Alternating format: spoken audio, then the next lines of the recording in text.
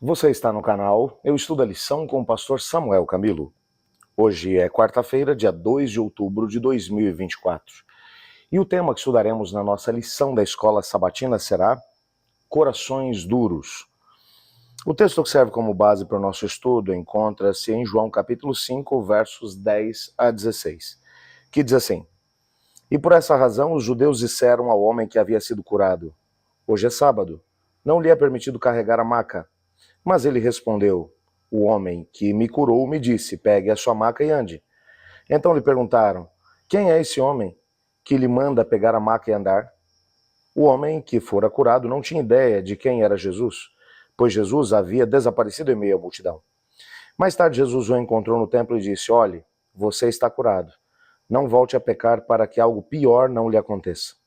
O homem foi contar aos judeus que fora Jesus quem o curara. Então os judeus passaram a perseguir a Jesus, porque ele estava fazendo essas coisas no sábado.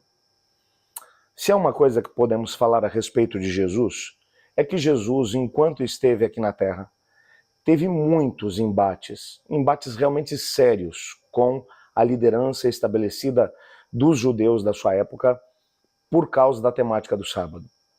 Em nenhum momento Jesus foi acusado pelos líderes religiosos de não valorizar o sábado, de não guardar o sábado. Mas as acusações que eram colocadas contra Jesus iam no sentido de que Jesus não respeitava as tradições dos anciãos em relação ao sábado. Só para você poder entender um pouquinho do que é que a gente está falando, os fariseus haviam estabelecido no decorrer dos anos mais de 600 mandamentos entre proibições e, ao mesmo tempo, algumas coisas que eles esperavam que fossem feitas no sábado. Então, se você pega apenas o quarto mandamento, eles conseguiram subdividir em 600 mandamentos positivos e negativos em relação ao sábado, fazendo com que o dia se tornasse realmente um grande fardo para as pessoas. Aquilo que era a essência do sábado, que é o descanso, o relacionamento com o Criador e o relacionamento com a família, literalmente ficava extremamente prejudicado por conta disso. Agora, Jesus estava iniciando o seu ministério e ele vai até o tanque de Betesda. Nós estudamos sobre esse milagre ontem.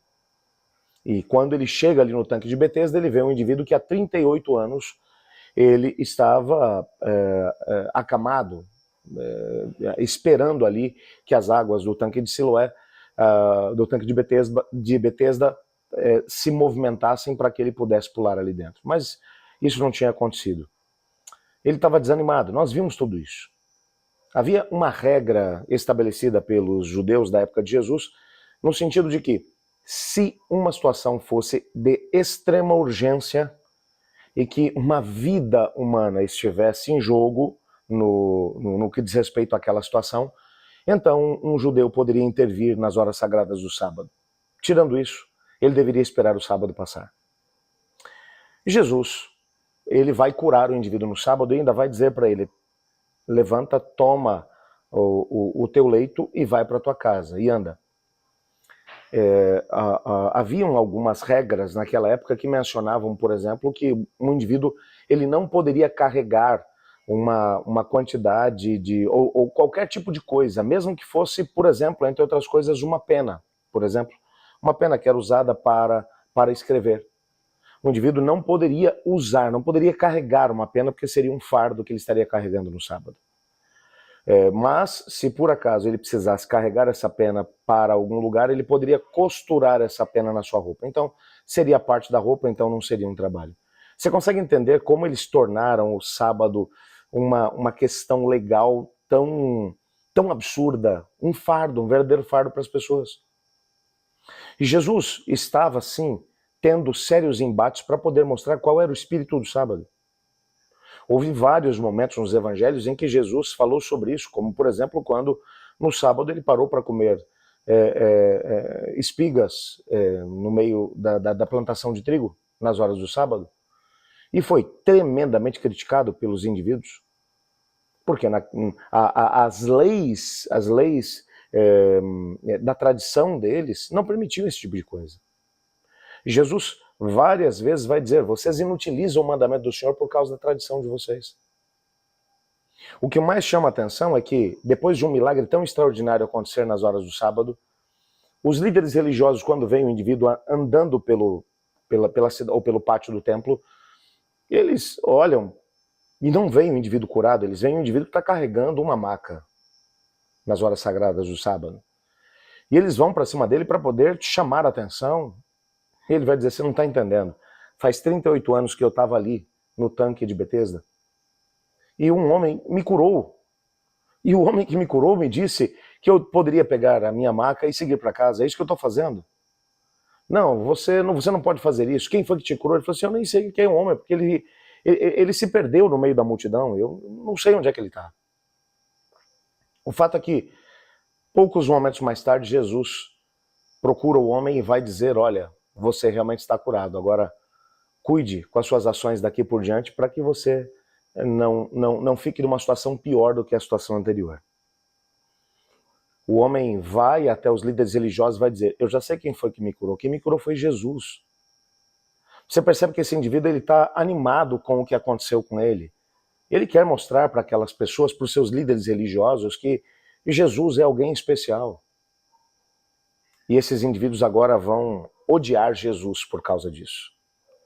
Você percebe que é o poder de Deus agindo, curando uma pessoa, restaurando a vida de alguém que estava vivendo um momento terrível, e os líderes religiosos conseguem enxergar apenas uma quebra de regras religiosas.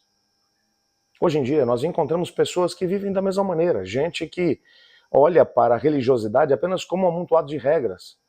Isso pode, isso não pode, até aqui eu posso ir, daqui eu não posso passar mais.